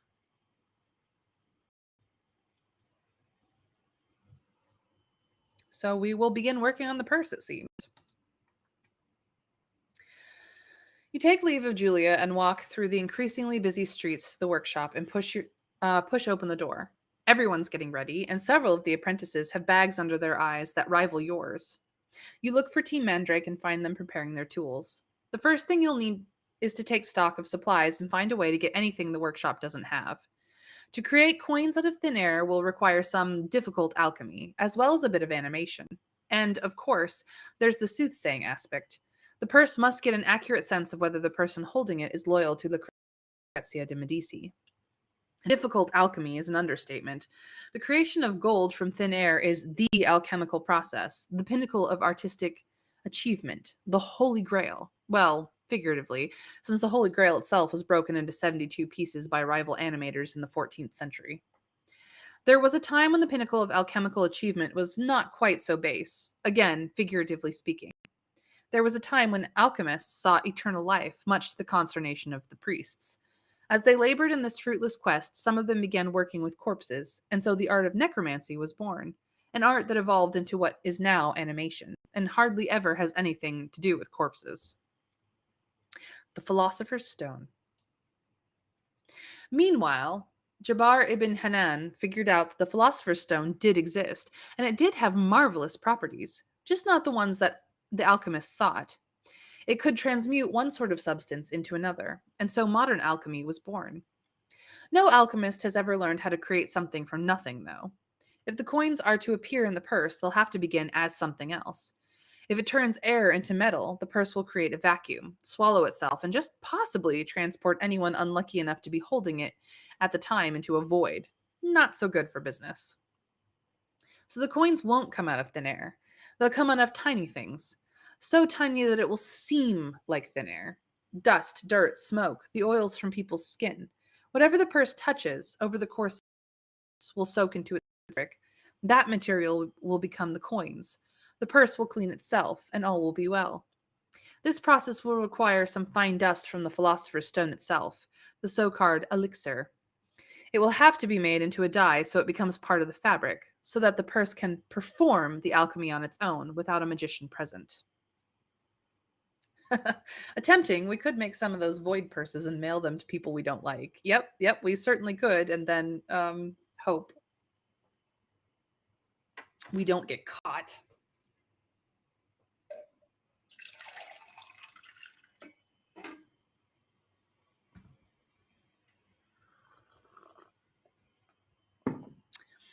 As for the soothsaying part, that will require something of Lucrezia's to be woven in, perhaps in the embroidery, so that the purse's soothsaying function is tied to Lucrezia alone. So your list of supplies includes 22 grains of elixir from the Philosopher's Stone, fine silk for the purse, mordant pigments and binders for the dye, thread and golden fittings for the purse, a lock of Lucrezia de Medici's hair. The silk, the threads, the gold clasps, and the ingredients for the dye can be normally found in the workshop's supply room, along with a supply of spare cash. If you dye the purse black, you'll save on supplies. You can make black dye out of soot, iron filings, and red wine, which are easily found in the workshop. But Lucrezia would rather have a bright color, so she might not be as happy with the final product. You go to the storeroom to have a look around. The room has everything you need, but is running low on stock. So, we could use the workshop supply for a brightly colored purse. We could use it for a black purse. We could go see the haberdasher and apothecary to bargain, ask for credit, or offer a favor. We could send the apprentice with 18 soldi of our own for a bright purse, or we could send an apprentice with 12 soldi of our own for a black purse. We literally only have 18 soldi to our name. Just FYI. But we have saved the supplies. So, in essence, we could use the workshop supplies for a brightly colored purse. We have everything except for a lock of Lucrezia de Medici's hair. What shall we do? 1, 2, 3, 4, or 5. Supplies bright, supplies black, haberdasher. 8, all of our money. Trav says, if we can manage it, we don't need to make anything else after this. That's true, Trav. We do not. So we could go with 1. Winter Fairy has also voted 1. So currently the ones have it. But I can see that there's 5 people in my chat. If anyone else wants to weigh in, they may. Happy for my lurkers to lurk, but 1, 2, 3, 4, or 5. Supplies bright, supplies black, haberdasher, most of all of our money or most of our money. You can use numbers or keywords to vote if you would like to.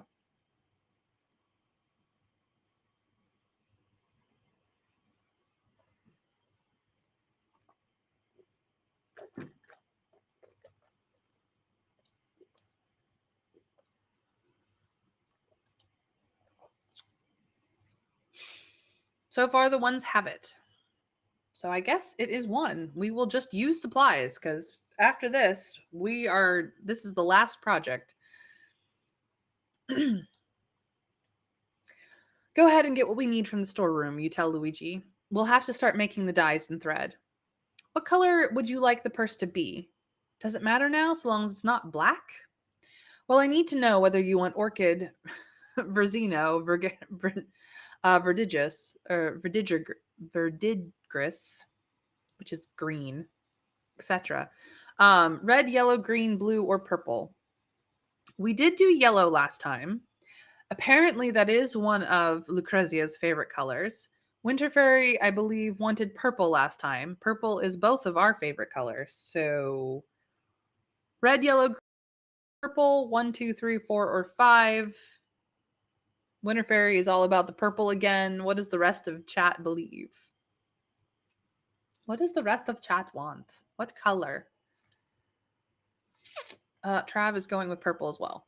So the purples have it unless anyone else wants to weigh in.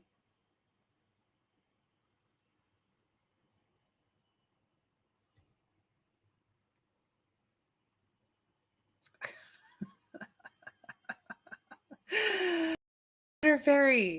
Winter Fairy. Just because I'm the player doesn't mean we all aren't playing. I am depending on chat for their vote. We could go with green. We could absolutely go with green. But unfortunately, the fives have voted, and you voted five. So I guess we're going with purple, a royal color.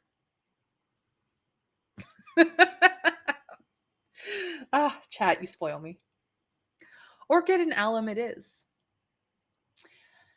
That's the main supplies taken care of, but the rest won't be so simple. When it comes to the Philosopher's Stone, you'll have to be more creative. The master never kept any in the workshop because it was too valuable and would attract thieves, and because it has the volatile tendency, when stored, to turn the other things in the storage area into random objects. Once, when it was left in a work area overnight, you stumbled in one morning to find the place full of rooting, snuffling pigs, and all the tables were gone. Lucrezia should be willing to cooperate to give you the hair, although it's not a conversation you're looking forward to. You have business in the grotto outside of Florence, the one local source for the Philosopher's Stone, and you have business with Lucrezia de Medici, but that will have to wait for another day. Lunchtime at the workshop is always noisy. Today, it's strangely quiet. Everyone's exhausted, I'll bet happily so, and there's only one day left before the deadline for the commissions. You're exhausted after last night, and you didn't bring any food for yourself. A man wheels a cart through the workshop selling food out of 2 copper pots. So, are we saving money? Or will we go for broth for 3 soldi? Our mother always said cow stomach was nutritious. Are we going for pottage instead because it's just as healthful? Or for 1 soldi, are we getting a bit of bread? It won't sustain us for long, but it's cheap. We do still have 18 soldi to our name, so we could afford any of these. So 1, 2, 3, or 4. Nothing, broth, pottage, or bread. Purple is the color of royalty in particular countries, yes, but primarily because purple is an expensive freaking color. Winter Fairy says 1. Trav says 2. I believe we went with pottage our first run of this story. And since there's no consensus, I'm going to go for the broth. Mother always said cow stomach was nutritious, and we love our mother.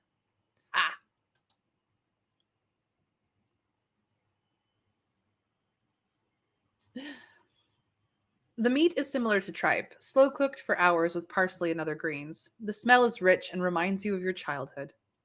A group of young new apprentices is standing in a corner, and you join them. They are not members of the 3 core teams. They're so junior that they spend their time fetching for the older apprentices or preparing materials. They look more exhausted than anyone. As you sit down, their conversation halts and they look uncomfortable. If you can get them talking, they might tell you something. Might tell you something you can use tomorrow when you, Fiammetta, and Piero consult the workshop on their choice for the next master. Do we blend in using empathy? After all, we remember what it's like to be them. Do we blend in using our natural talent for adaptation to any situation?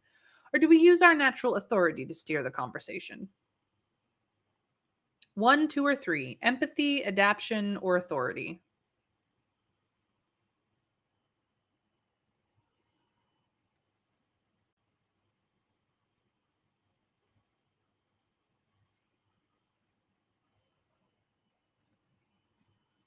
Winter Fairy says 1.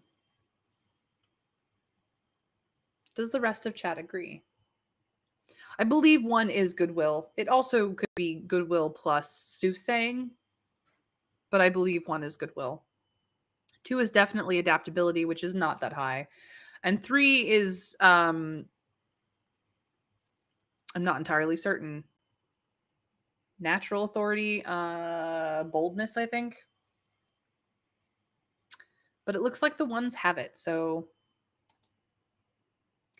it's been a rough few days. Some of the roughest I can remember, you say, with a collegial but wary smile. Has it ever been like this before? Asks a young woman with so much uncertainty. You think back to your early days at the workshop. Not like this exactly. The master was always there, always leading us. We had him as our lodestar, but there was uncertainty in other ways. Once, soon after I came, the workshop ran out of money entirely, and the debt collectors were here every day for a week, taking away our gold leaf or anything else they could carry. We had to finish a painting of the Madonna, and with no gold leaf, we had to use yellow paint. They chuckle. You've put them at ease. Is that what's weighing on your minds most days? You ask casually. The uncertainty? They all nod. That's good to know, you say. We'll do our best to change that. They all exhale. You spend the rest of the day working on a commission. You'll spend the rest of the day working on a commission. This is your second to last work session before the deadline, which we know is not true. It is the last one. So, do we finish the purse today or do we call it a day?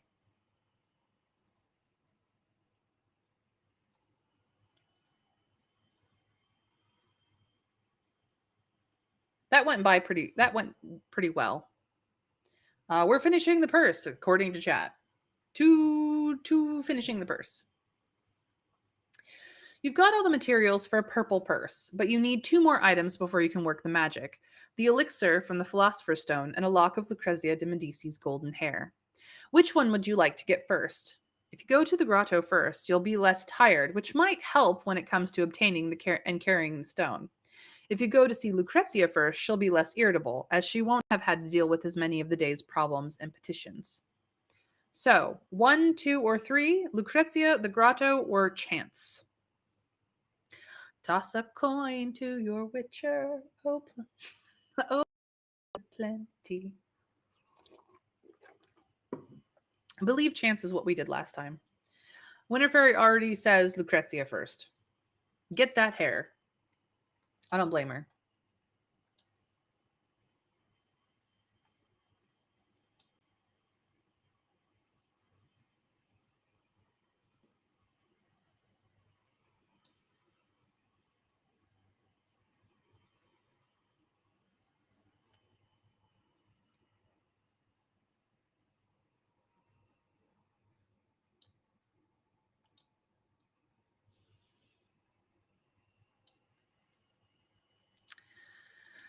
Looks like everyone is going for Lucrezia first, and I believe that is the way to go. So,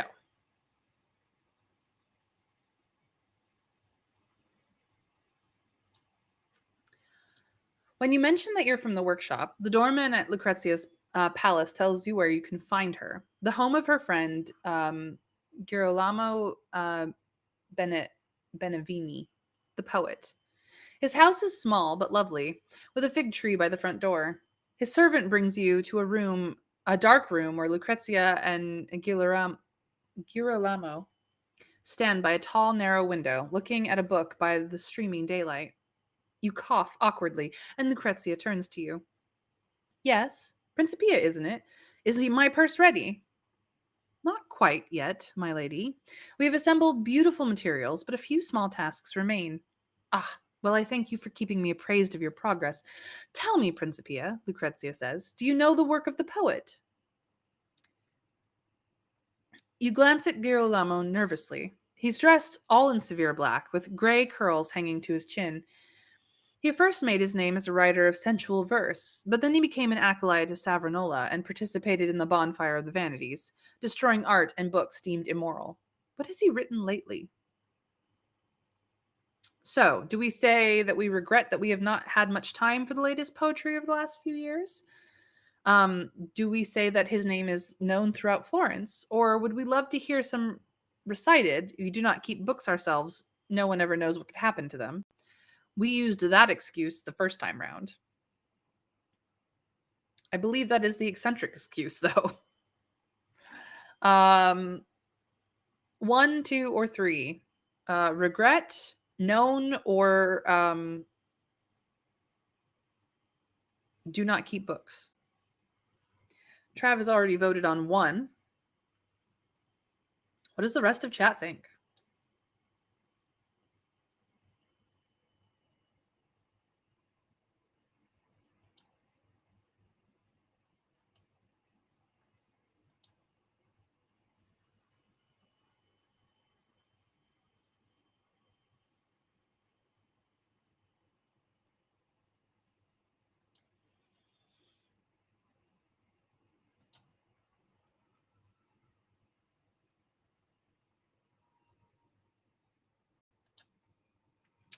The ones have it. I regret that I have not had much time for the latest poetry over the last few years. Lucrezia stifles a laugh. Girolamo waves his hand. My lady did not refer to the poor verse of your humble servant. No, you see, we have been discussing the poet Dante Alighieri. Ah, there you're on firmer ground. Yes, every Florentine knows of Dante, of course. And yet, Florentines cannot visit his grave, for it is all the way in Ravenna. Ravenna. Ravenna. Girolamo says, linking his hands behind his back and walking towards you. We have been discussing that situation and trying to think of ways to convince the people of Ravenna to let his body return home to us. Girolamo closes the big book with a bang and sets it on a big oak desk nearby. We have published his great work in a beautiful new edition. We sing his praises, but he's still far from the land where he was born. You smile politely. Dante was exiled from Florence over his factional loyalties 2 centuries ago, but much has changed in the politics of the city since then. And that important business means we have much work to do. Was there anything more, Principia? Lucrezia asks a bit impatiently. You need her hair to make the purse's magic dependent on the loyalty of the person holding it, but it can be difficult for non-magicians to believe that you actually require tools and ingredients. After all, they reckon magic ought to be able to do anything at all. So if you don't handle this well, you could lose her respect. Do we explain why we need the hair, expounding on the artistry of what we do? Are we tricky and quick with our hands enough to pluck a strand or two before she realizes? Or are we a magician, confident that we can animate her hair into our hands without her knowing? Artistry, dexterity, possibly dexterity plus guile, or animation. 1, 2, or 3. I think it's actually reason and artistry, dexterity plus animation, and confidence plus or dexterity plus guile and confidence plus animation. It also might be charm plus artistry.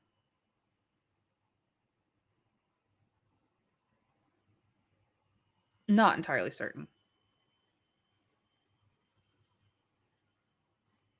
Yes, Trav, we are going to get hung by the neck until we're dead if we're lucky. But 1, 2, or 3, we need to figure out what we're doing here. Whenever he says 1, actually, our reasoning is not very great. So animation's pretty okay. Reasoning is low. Artistry is lower. Confidence is terrible. Charm is terrible. Boldness is not great. Adaptability is also not great. Our highest stat is the animation. I'm not sure that we will pass this, but we can try. Actually, our highest stat is guile, but I'm not sure. Guile or animation. So it's technically 2 or 3 is the best options that we have. 1 absolutely is not. 1, 2, or 3, artistry, tricky, or animation.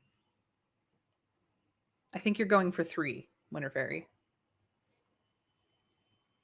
What does Trav want? Or anyone else? Who wants to weigh in on this? We have a sort of vote for 3.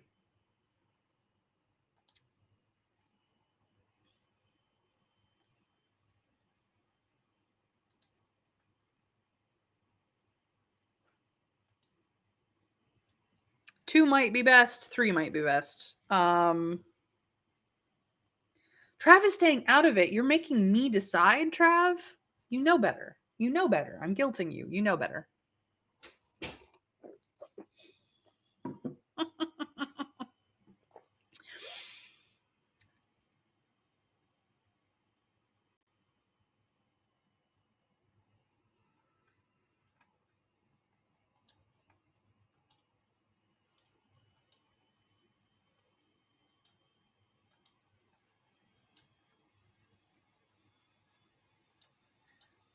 He doesn't even feel guilty about it. What is this? What is this nonsense, chat? You're picking on me. I know it. Fine. We'll go with 2. I'm making this decision. This is going to go terribly.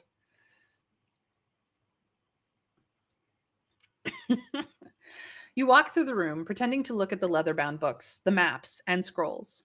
I have come to thank you for your continuing to do business with us in this uncertain time. It has given all of us a reason to keep going and a wasp!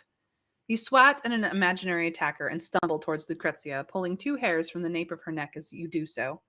Ouch! She cries, holding her neck. I see no wasp, and I believe you did that on purpose. What on earth are you doing? Who sent you? You sigh. Forgive me, my lady. The spell requires strands of hair. Your hair. I didn't know whether you would understand if I asked. Oh, so you think me a fool or merely unreasonable? You protest and apologize until she tells you to forget it. But as you take your leave, you know you did not handle that well. At least you have the hair? Back to the workshop you go to collect your team and head to the grotto. You and Team Mandrake pack some flasks of wine and water and walk outside the city gates. It takes about an hour's walking, but at last you reach a bend in the Arno, surrounded by dark, rocky cliffs. You follow a narrow, carved stairway into a gap in the cliff and down into a natural cave. There's moss underfoot and the sound of water dripping somewhere, and the stone walls are scratched with graffiti from generations of Florentine magicians who have come here in search of a little bit of the philosopher's stone. That's what you're seeking too. All 4 of you stare up at the grotto's ceiling, at the stalactites there. You'll need to harvest one of them. Magic spells don't work in the grotto, and the lowest one is much higher than you can reach. It's not as simple as bringing in a stepladder. This place has an ancient spell on it that prevents anyone from touching the stalactites unless their feet are simultaneously touching the ground. For years, giants were in demand until a group of magicians somehow found a loophole. So long as one person is touching the ground and one person grabs the stalactite, it works if you're connected. You'll need to stack all 4 of you in a tower. All of this will be a bit harder given that it's getting late in the day. Where will you place yourself in the Tower of Apprentices? Are we healthy and strong enough to carry 2 apprentices on our back? Our team's morale is high and they're used to me taking the lead. Go to the top. Or, I'll be able to adapt with caution as the tower shifts and moves. Trav has voted 1, the strength option. We are strong. Are we healthy enough for this? I hope so. But that is, I think, our best option because we have a nice strength and we have a health over 50%. Winifred agrees. At least in this, I don't have to make the decision. You monsters. You go onto your hands and knees while Francesca steps carefully onto your back with Luigi on her shoulders. The trick is to just keep breathing. Just when you think you're about to collapse, Francesca says, I've got it! And you all tumble down, bruising each other and swearing, but triumphant. The piece of stone in her hand is big and high quality. The magic will work well. Back in the workshop, Team Mandrake gathers in a small room where sunlight streams in through the slats in the walls. It's half storage room, half sewing room, with a board on trestles to serve as a table and benches along both sides. Angelo winds Lucrezia's hair into the golden thread, while Francesca pounds the elixir in a pestle with the orchid and alum to make the dye. When you put the lichen into a bucket with urine and a bit of lime, it certainly didn't smell like violets, but it does now. the scent of orchil, so suited to its color. Luigi dips the purse into the dye and lifts it out. Francesca blows on it and it dries instantly. A simple spell. Then Angelo sets the fittings into the purse, incorporating Lucrezia's hair. The final stage is up to you as the master of the team. You take the purse in your hands and urge it to perform the alchemy again and again, to remember its duty to Lucrezia. Your soothsaying skills are strong, but your alchemical skills are not. You feel the purse take on a will of its own, but you're not sure it's a good thing. Lucrezia ought to be happy with the color. You've used adequate amounts of good quality philosopher's stone. It's done anyway, and you'll find out soon whether Lucrezia is satisfied. You look around the workshop as the dust of the day's work floats in golden shards of fading daylight. One more day before the new era begins, whatever that new era might look like. Tomorrow you'll start to learn who's on your side and who isn't, and you'll have to pick sides too. One more day. But tonight, you all smile at each other, and some of the apprentices go off to the taverns and the dice houses. You're about ready to collapse after staying up all night last night, so you stumble into your room and into dreams of strange machines and unnatural creatures. End of chapter 8. So, this is where we will end stream with chapter 9, full of decisions ahead. Decisions and hope at this point. We have a health that's pretty okay. Our workshop morale is not terrible. It's not great, but it's not terrible. We have 15 soldi left out of all of our money, and the workshop is completely out of supplies. But it is what it is. The fresco is absolutely complete. We will be getting paid for that. The machine has never been started. We have finished 3 commissions. A weapon, a flying machine, and a magic purse. They're not great. They're not terrible. We've done our best. Lift all the apprentices. We have no idea. I mean, it'll definitely show loyalty to Lucrezia. Whether it will make gold, another matter entirely. These are our skills. Alchemy is at 48%, animation's at 58%, soothsaying's at 67%. Reasoning is at 54, artistry and dexterity are neutral 50, confidence is 47. Guile and strength, they're pretty good. Strength is just nice. We are slightly adaptable, very eccentric, a bit cautious, full of goodwill. Humanism is our thing, and we're into democracy as well. Piero and Fiammetta, not happy with us. Andrea, she's okay. Stella loves us. She's our mom. Giovanni de Medici is fond-ish. Niccolo Machiavelli. Dangerous solidly likes us. Monticello, neutral. Our friend Julia, not so happy. She had to pay our fine for us. Not so happy. But she did win at cards, so, she had the money. Alfonsina Orsini solidly likes us the most out of everyone. Lucrezia de Medici, not happy. Henrique of the Congro, fond. Judah Leon Abravanel, fond. We are not in a good place for the next couple of chapters. The Medici has a bit of respect for us. The confraternity is neutral. The people of Florence adore us. They at least are solidly respectful of us anyway. And the workshop is neutral. Wish us luck. As for achievements, we didn't get anyone new. Nothing new. So, oh dear. That is where we end today for my stream. We have no one that we can raid because I know nobody. So we will end it here. It is Monday. We'll finish up this story on Tuesday, and then we will figure out what to do for the rest of the week. Probably we will play we can either decide on our next story, or I can spend the time playing on my farm, all by myself. Or maybe I will spend time playing on my farm with Dragon, as I did before.